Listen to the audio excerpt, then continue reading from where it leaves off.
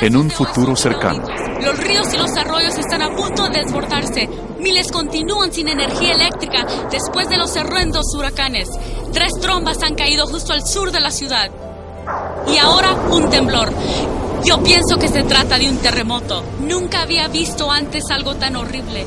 Les aconsejo que busquen refugio de inmediato.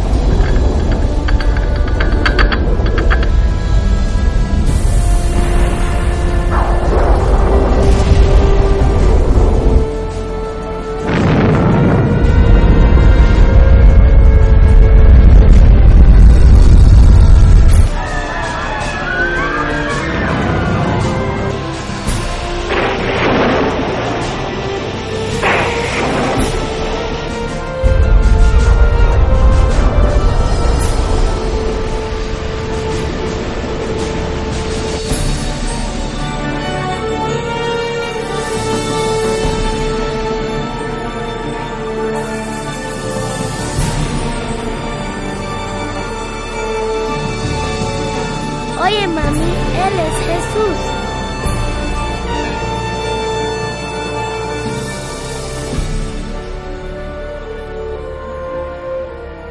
en la Biblia, el Apocalipsis ha estado envuelto en el misterio durante mucho tiempo. Textos antiguos, números crípticos e imágenes simbólicas que pintan algo pavoroso que está por venir. ¿Es posible entender lo que eso significa? ¿Qué es la marca de la bestia?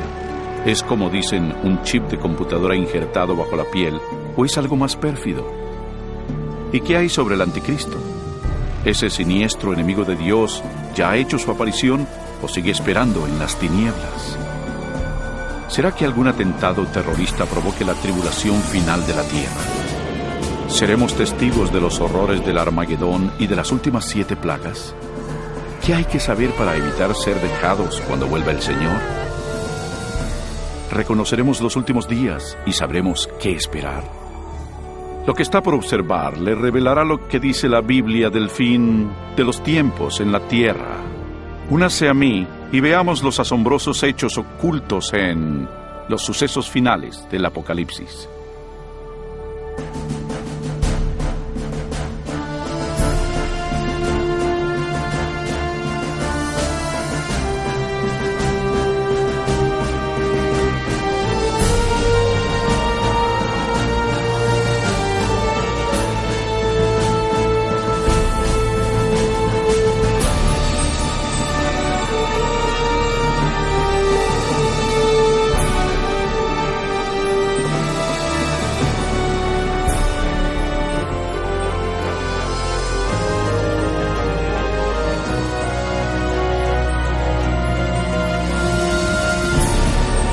Los eventos finales del Apocalipsis en la Biblia.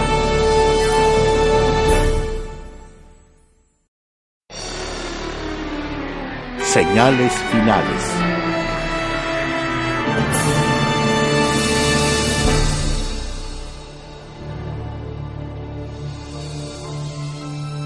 Pero tú, Daniel, cierra las palabras y sella el libro hasta el tiempo del fin. Muchos correrán de aquí para allá y la ciencia aumentará. ¿El fin del mundo de veras pasará? Y si es así, ¿cuándo?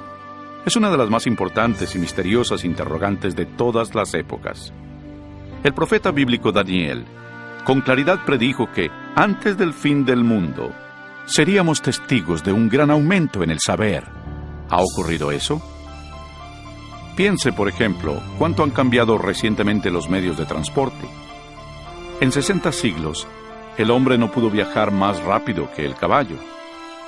Los viajes que requerían meses, ahora se realizan en minutos. En una generación, la computadora trajo cambios que han dejado perpleja a la mente y que nuestros ancestros jamás hubieran imaginado.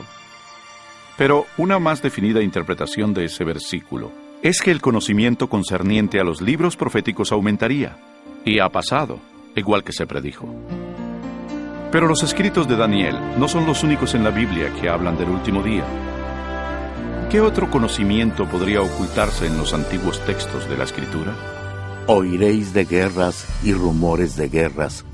Mirad que no os turbéis, porque es necesario que todo esto acontezca, pero aún no es el fin. Se levantará nación contra nación y reino contra reino, y habrá pestes, hambres y terremotos en diferentes lugares. Pero todo esto es solo principio de dolores. A gran velocidad uno logra ir por el mundo y ver lo que las fuerzas políticas y naturales le han hecho al mundo moderno, convirtiéndolo en un lugar peligroso para vivir. Piénselo. En los últimos 100 años han habido 2 guerras mundiales y muchos otros conflictos. Todo esto sin mencionar el aumento del terrorismo internacional. A esto súmele el gran aumento de desastres naturales mortales, incluyendo temblores, incendios, inundaciones, tornados, tormentas asesinas y un clima anormal, todo ello amenazando a la tierra. Sorprende que el apóstol Juan predijera que otra señal de esos días sería ver a la humanidad destruyendo el planeta. En Apocalipsis 11:18, él dijo que vendría el tiempo cuando Dios destruiría a quienes destruyen la tierra.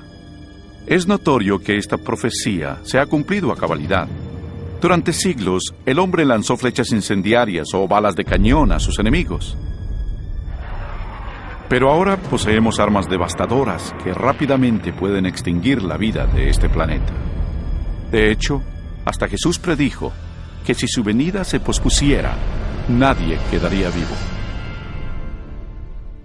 Cristo advirtió que tendríamos que enfrentar esos riesgos, pero que solamente sería el principio del fin. ¿Podría ser que la humanidad provocará todos esos terribles eventos finales? También debes saber que en los últimos días vendrán tiempos peligrosos. Habrá hombres amadores de sí mismos, avaros, vanidosos, soberbios, blasfemos, desobedientes a los padres, ingratos, impíos, sin afecto natural, implacables calumniadores, sin templanza, crueles, enemigos de lo bueno. Cualquiera que haya vivido en las pasadas décadas no negará el constante y atemorizante derrumbe moral de la sociedad moderna. Cada generación rebaja las normas de una conducta aceptable. Como resultado, la siguiente generación actúa con normas morales más bajas que la anterior. Y por desgracia, parece no tener fin esa tendencia vergonzosa. En los días de Noé, el deterioro moral crónico condujo al diluvio universal. En la época de Lot, la vida depravada en Sodoma y Gomorra provocó la destrucción de estas 2 ciudades con fuego del cielo.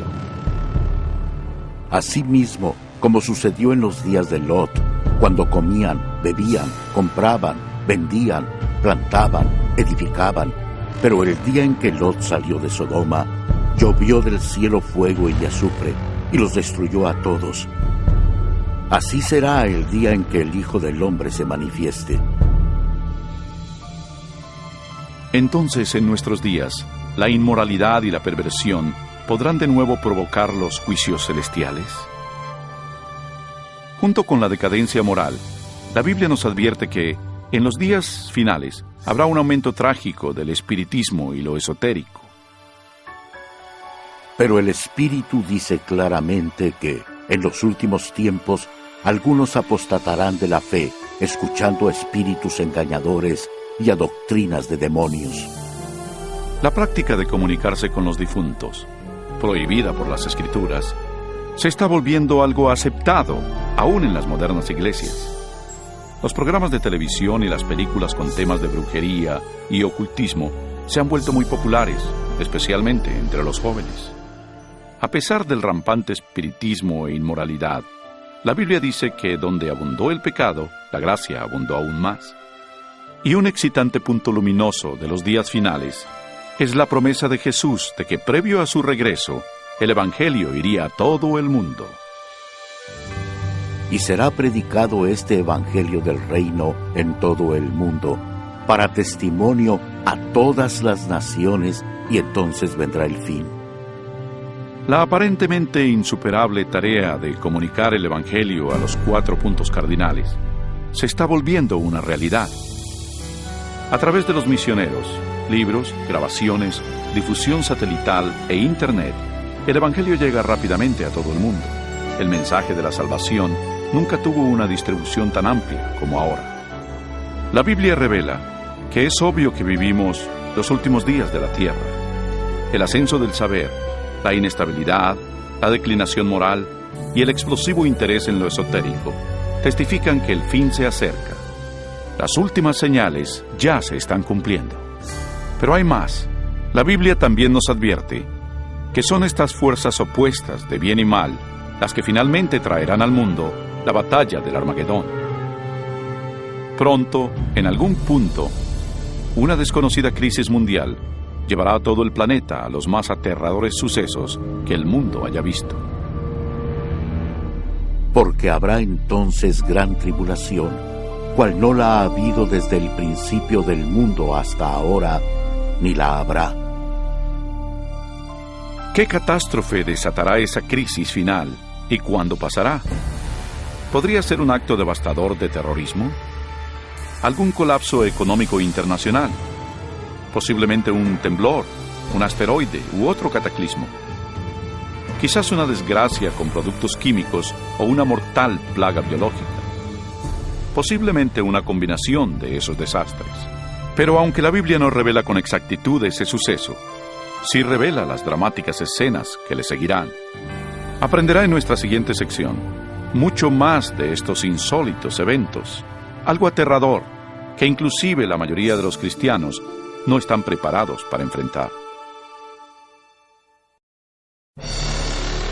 Un mundo polarizado.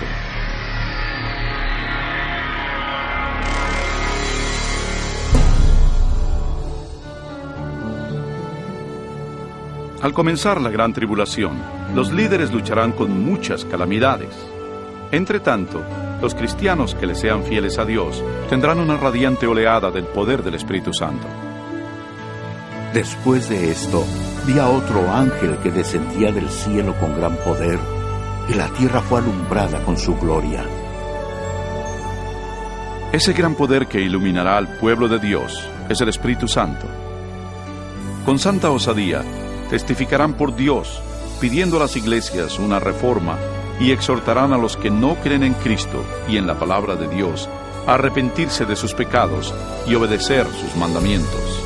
Habrá un clima renovador en el mundo y el Espíritu Santo exigirá por igual a ministros y miembros de la iglesia a trabajar con ahínco por la salvación de las almas. Cuando la influencia del Espíritu Santo se intensifica, las manifestaciones esotéricas se acrecientan. Los falsos demonios aparecerán disfrazados como sus seres queridos ya fallecidos o como los santos bíblicos de la antigüedad. Hablarán de paz y esperanza mientras ofrecen doctrinas erróneas y peligrosas. La Biblia nos advierte sobre ellos. Son espíritus de demonios que hacen señales. Como se imaginará, esas manifestaciones sobrenaturales tendrán gran influencia en la gente y muy pocos hablarán en su contra. Hasta ahora, las familias e iglesias han sido ineficaces para reprimir la creciente ola de maldad mundial. En medio del caos político, moral y ambiental, el pueblo busca con desesperación una manera efectiva de parar la creciente ola de inmoralidad mundial. Los líderes políticos y religiosos, presionados por sus seguidores, demandan fuertes medidas legales para restaurar los principios divinos y la paz en la tierra. Como resultado, los gobiernos dictan leyes que están en conflicto con la ley de Dios. Pero no es la primera vez que algo así pasa en la historia. Algo similar a esto ya ocurrió. Solo recuerde el capítulo 3 de la historia de Daniel, cuando Nabucodonosor, rey de Babilonia, les ordenó a sus súbditos que se hincaran y adoraran la enorme imagen de oro que había fundido. Pero 3 jóvenes hebreos sabían que esa orden contravenía el segundo mandamiento sobre la idolatría. Resueltos a permanecer fieles a Dios, se negaron a arrodillarse ante la estatua. El rey, enfurecido, mandó que los arrojaran a un horno ardiente, pero Dios intervino milagrosamente y salvó sus vidas. Y está la historia de Daniel en el foso de los leones. recuerdan al rey de Persia que emitió una ley para que se le adorara solo a él y a ningún otro dios durante 30 días.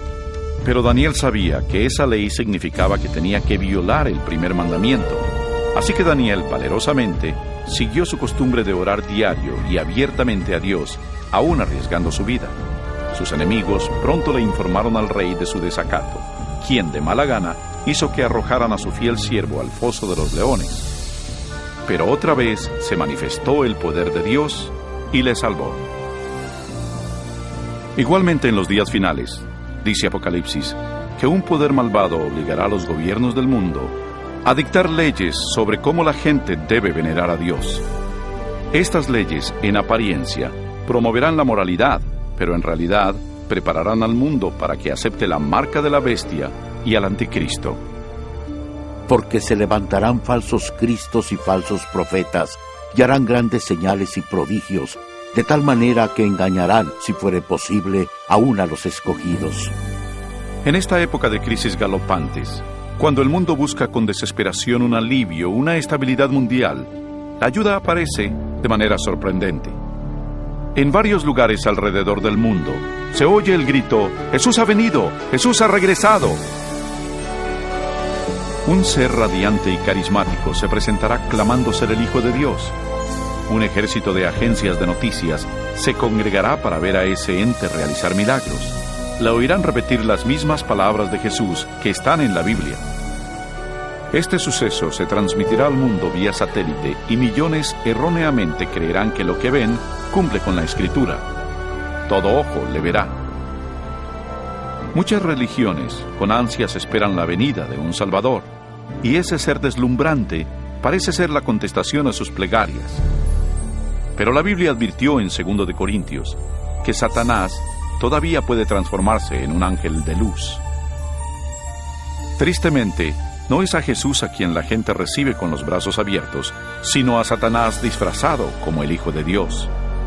Al hacerlo, el diablo es capaz de unir a los pobladores del mundo y reforzar su falso culto de adoración. Y así, el diablo consuma el más grande engaño jamás cometido contra la raza humana. Se cierra el periodo de prueba.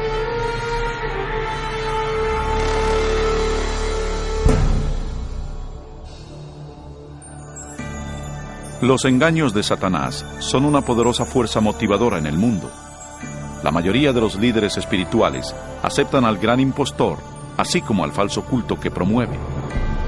Se multiplicarán las calamidades, y los líderes de la iglesia creerán que no hay tiempo que perder y que hay que adherirse a las doctrinas de ese falso Mesías. Aquí está la perseverancia de los santos, los que guardan los mandamientos de Dios y la fe de Jesús.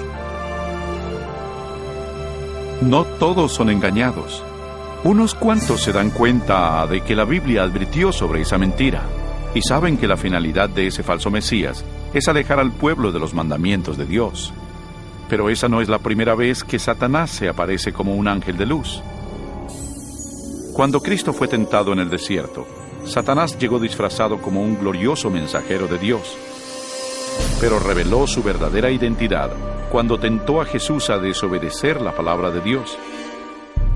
Así que otra vez, usando tácticas similares, el diablo trata de engañar al mundo para que quebrante la ley de Dios.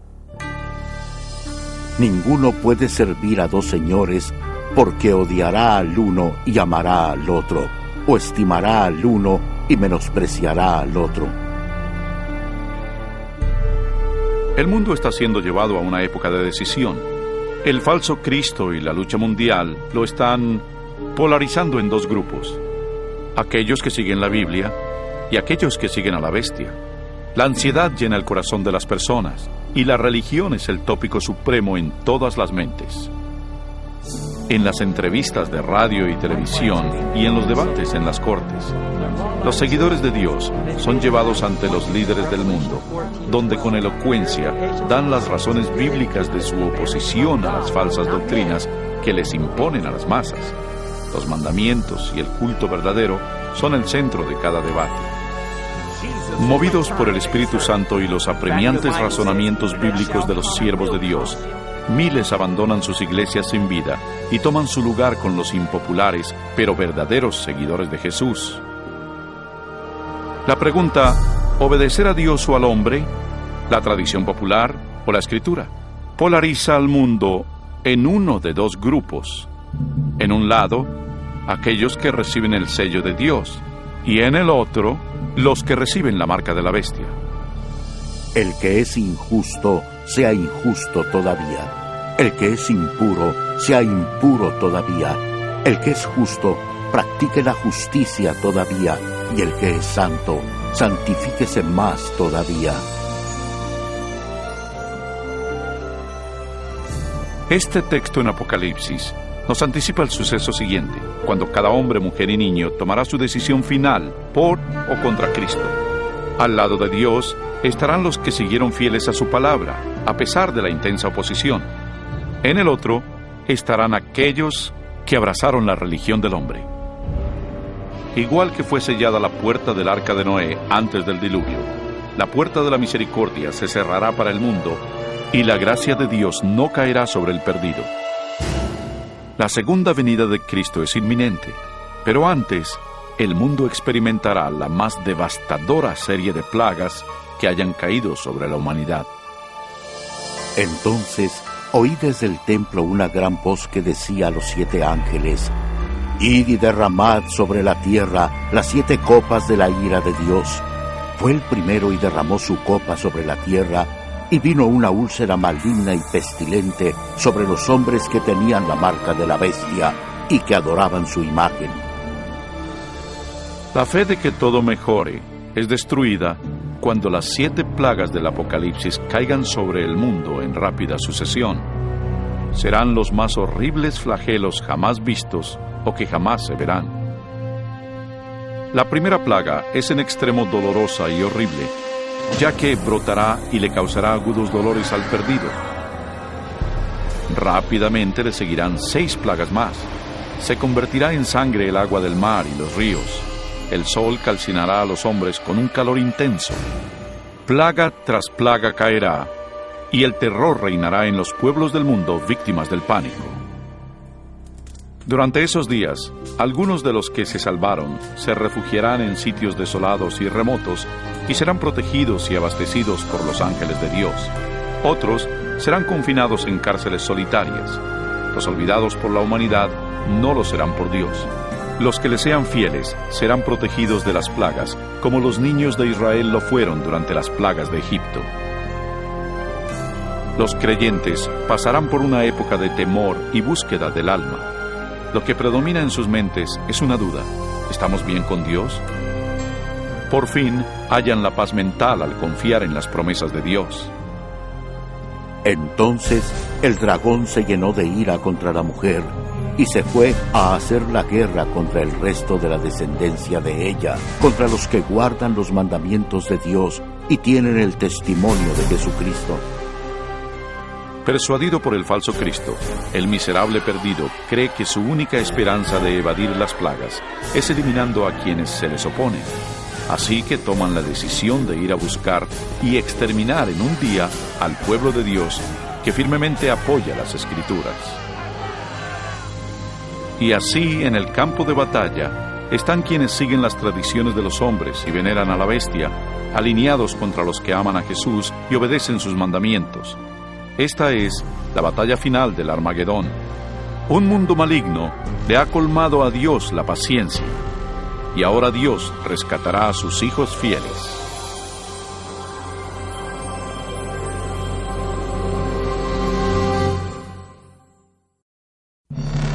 Regresa el Rey.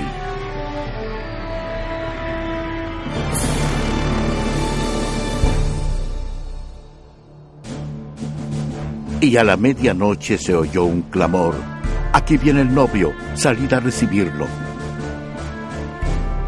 Al caer la oscuridad, la tan anhelada esperanza se convierte en una realidad. La imponente voz de Dios se escucha al decir: «Se ha consumado». Su estruendosa voz sacude los cielos. Entonces hay un poderoso terremoto que anuncia que se aproxima una enorme flota celestial. Los hijos de Dios, hace poco pálidos y agotados, ahora están de pie, circundados por un arco iris, radiantes ante sus opresores. Sus rostros resplandecen porque saben que su Redentor y su gran ejército de ángeles los llevarán a su hogar. He aquí que viene con las nubes. Todo ojo lo verá, y los que le traspasaron, y todos los linajes de la tierra se lamentarán por causa de él. No es un éxtasis secreto, como pudo haber oído. Cada persona en el planeta Tierra atestigua este maravilloso evento, y muchos están aterrados por él. Los malvados huyen desesperados hacia las peñas y cuevas, tratando en vano de ocultarse del sacro rey que se aproxima. Y como lo prometió Jesús, los malvados que fueron importantes en su juicio y crucifixión, se erguirán en sus tumbas para verlo llegar en las nubes de gloria. El Señor mismo, con voz de mando, con voz de arcángel y con trompeta de Dios, descenderá del cielo. Entonces los muertos en Cristo resucitarán primero. El fuerte sonido de una trompeta se oye en los cielos, y la potente voz del Salvador llama a los santos de todas las generaciones, diciendo: Despertad, despertad, despertad los que dormís en el polvo, y levantaos. En todos los confines de la tierra, un gran ejército de santos se levanta de sus lechos polvorientos. Ahora lucen cuerpos lozanos, glorificados e inmortales, sin rastro de enfermedad o deformidades. Los que vivieron durante las tribulaciones también son transformados. En un instante se les dieron cuerpos nuevos, bellos e inmortales.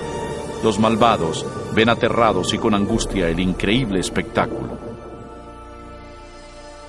Luego nosotros, los que vivimos, los que hayamos quedado, seremos arrebatados juntamente con ellos en las nubes para recibir al Señor en el aire, y así estaremos siempre con el Señor. Con el mundo convulso a sus pies, los redimidos huyen y se elevan por sobre la destrucción. Vuelan para reunirse con su Salvador entre nubes de ángeles. La tristeza, el pecado y el sufrimiento han quedado atrás para siempre. El velo que los separaba de su Señor fue removido para siempre, y ellos ven a su Dios y a sus ángeles celestiales frente a frente. Yacerán los muertos de Jehová en aquel día, desde un extremo de la tierra hasta el otro. No se hará lamentación, ni se recogerán, ni serán enterrados, sino que como estiércol quedarán sobre la faz de la tierra. Durante la segunda venida, el caos reina en el planeta. Entre el remolino de demonios y sus alaridos, los terremotos, los océanos hirvientes, el hundimiento de las islas y las nubes negras que abollan la tierra con sus gigantescos granizos. Los malvados que lograron sobrevivir a esas catástrofes pronto son destruidos por la luminosa presencia del Señor. Sus cadáveres yacen esparcidos por el desolado planeta. Por primera vez desde la creación, la Tierra está libre por completo de vida humana. Solo Satanás y sus ángeles caídos se quedaron para ver el resultado de su rebelión.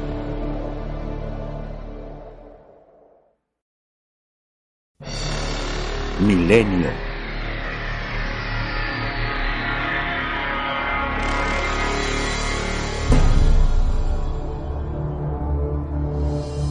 Vi un ángel que descendía del cielo con la llave del abismo y una gran cadena en la mano. Prendió al dragón, la serpiente antigua, que es el diablo y Satanás, y lo ató por 1000 años. Rodeados por el mundo que arruinaron, Satanás y sus ángeles se ven a sí mismos confinados en la tierra por 1000 años. Están presos en este oscuro, desolado y abismal planeta. Acompañado solo por sus demonios, Satanás deberá esperar y meditar sobre su futuro castigo. Por todos lados ve ciudades derruidas, bosques quemados y osamentas. El terrible resultado de su guerra contra el cielo. Confinado en un enorme abismo, sin nadie a quien tentar o manipular, es totalmente miserable.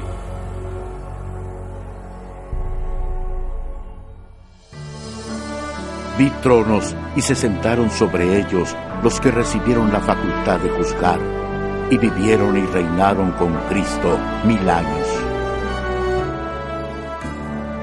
Mientras que Satanás está contemplando su suerte, los redimidos disfrutan las inexpresables glorias del cielo.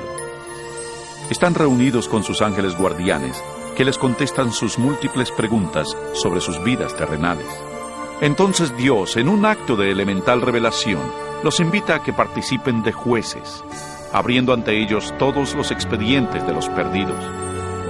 Los redimidos ahora tienen la oportunidad de constatar por qué algunos que esperaban ver en el cielo no están ahí.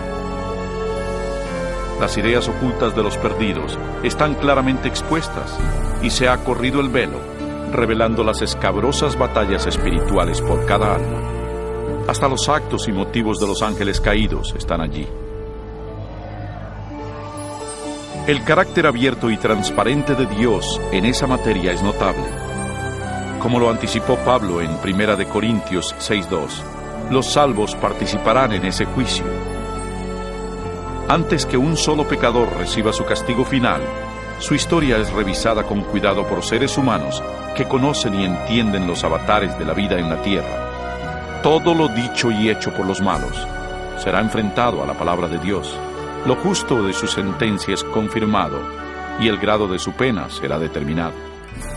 Finalmente, al término de los 1000 años, Jesús y los redimidos se preparan para volver a la tierra.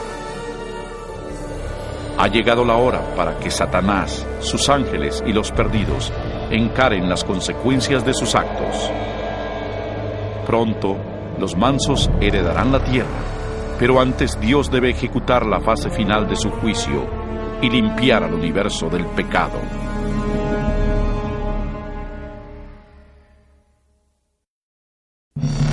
El fin del pecado.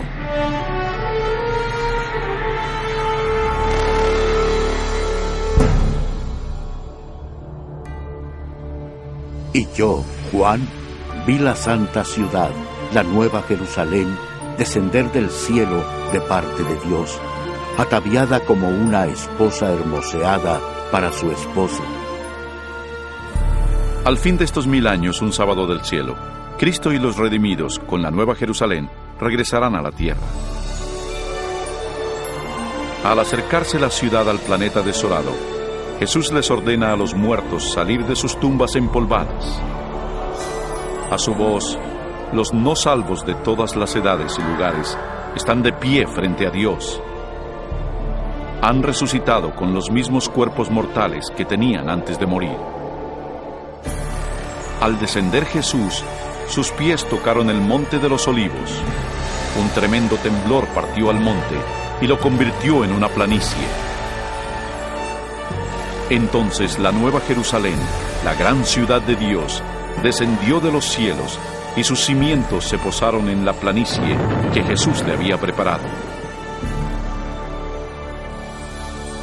Cuando los 1000 años se cumplan, Satanás será suelto de su prisión y saldrá a engañar a las naciones, a fin de reunirlos para la batalla. Asombrosamente, Satanás engaña a sus seguidores otra vez y los reagrupa para capturar por la fuerza la ciudad celestial. Generales y soldados de todas las épocas combinan sus tácticas y se preparan para lo que será una batalla épica. Debido a ello, los perdidos revelan que no han cambiado. Si pudieran, derribarían a Dios de su trono y tomarían por la fuerza la ciudad santa. No se dan cuenta de que esa guerra fútil se ha perdido antes de empezar. El día del juicio ha llegado. Y vi a los muertos, grandes y pequeños, de pie ante Dios. Los libros fueron abiertos, y fueron juzgados los muertos según sus obras. De pronto, el Señor aparece en su glorioso trono por encima de la ciudad. Todos los que planearon la guerra son arrestados de inmediato. Mientras contemplan el rostro de Dios, los perdidos hacen penosos recuerdos de los pecados que cometieron, de cada vez que silenciaron su conciencia de cada vez que ignoraron las razones del Espíritu Santo. Algunos fueron a la tumba creyendo que les habían ocultado exitosamente a todos sus pecados por asesinatos, fechorías y vicios. Con vergüenza, se dan cuenta por ellos mismos las palabras de Jesús en Lucas 12. Porque nada hay encubierto que no haya de descubrirse, ni oculto que no haya de saberse. Y una nítida panorámica de sus vidas se representa ante ellos, y cada uno entiende que por su propia elección rechazaron la salvación. Trágicamente, la felicidad y la paz de los que están dentro de la ciudad nunca serán suyas. El sentimiento de desesperanza que ellos muestran es algo indescriptible. Los rebeldes no pueden negar la justicia de Dios al declararlos culpables. Al unísono claman: tu justicia es imparcial y apegada a la verdad, Rey de los santos, y caen postrados para venerar al príncipe de la vida. Subieron por la anchura de la tierra y rodearon el campamento de los santos y la ciudad amada, pero de Dios descendió fuego del cielo y los consumió. Finalmente, el plazo llega para los perdidos y enfrentarán las irreversibles consecuencias de sus actos. Sin aviso, fuego y azufre caen de los cielos. La tierra se requebraja y el fuego brota de las cavernas subterráneas. Y mientras ese infierno se engulle a los malos, los justos permanecen sanos y salvos dentro de las puertas de la Nueva Jerusalén. Cada pecador es castigado de acuerdo a sus faltas. Aquellos con pocos pecados son destruidos pronto, y los que tienen delitos horripilantes contra la humanidad sufren más. Y Satanás, el instigador de todo, es forzado a sufrir al máximo. Para Dios, ajusticiar a los malvados es penoso, pero es algo que demanda su justicia divina. La pena del pecado es la muerte. En la cruz, Jesús sufrió su castigo final en nombre de todos los que aceptarían su sacrificio. Pero, oh tragedia, el perdido rechazó su regalo y debe pagar un atroz precio por sus pecados.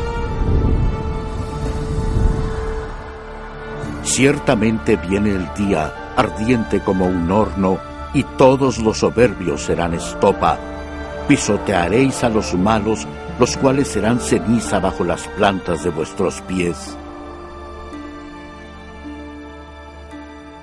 Y mientras se enfrían las últimas brasas del castigo, los ciudadanos del universo elevarán sus voces y alabarán a Dios, y el reinado de terror de Satanás se acabará. Con la paz en el cosmos, eterna y segura, Dios se abocará a la creación de un nuevo cielo y una nueva tierra.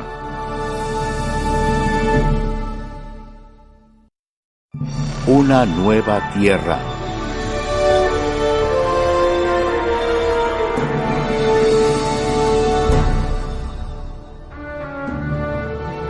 Entonces vi un cielo nuevo y una tierra nueva, porque el primer cielo y la primera tierra habían pasado. Cuando la tierra se purifique por el fuego, el Señor emprenderá su gran obra de restauración. Con el poder de su palabra, la tierra recuperará su belleza edénica. Él habla y un rico manto de vegetación cubre al planeta. A su orden, la tierra y el agua generan una nueva vida. Incontables, complejas y magníficas criaturas de todo tipo pacíficamente exploran el nuevo paraíso. La lozana atmósfera es pura y grata. La tierra es un gran escaparate de refulgente creatividad. Enjugará Dios toda lágrima de los ojos de ellos, y ya no habrá más muerte, ni habrá más llanto, ni clamor, ni dolor, porque las primeras cosas ya pasaron.